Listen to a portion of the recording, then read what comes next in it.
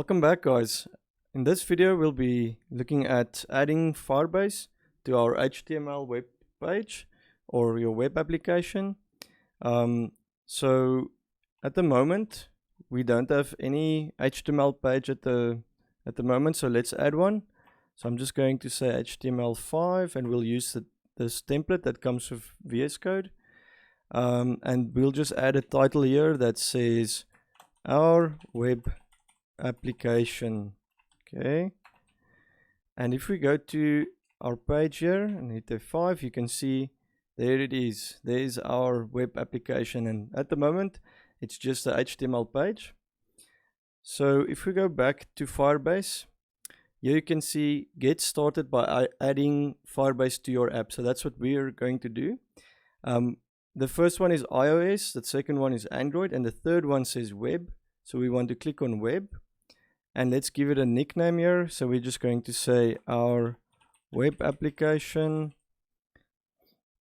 We're not going to choose Firebase hosting at this moment because we just want to keep it as simple as possible for now.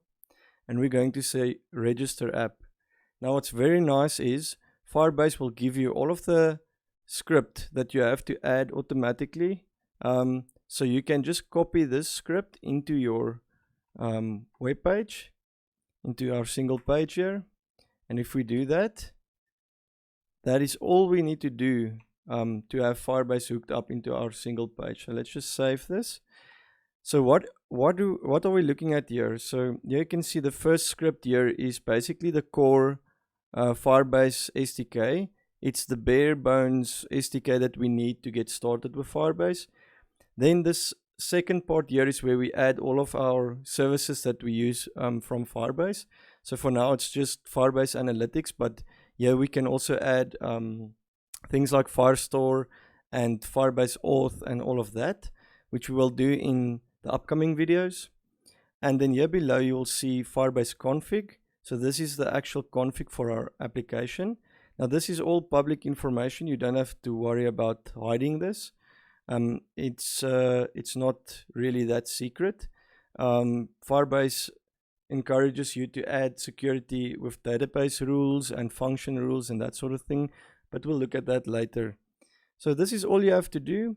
We've saved this. If you go back to your web application and hit F5, you will now see in the body tag that all of that script information is now there, and Firebase has been initialized, and we can now start using Firebase services in this single HTML page that we've created here.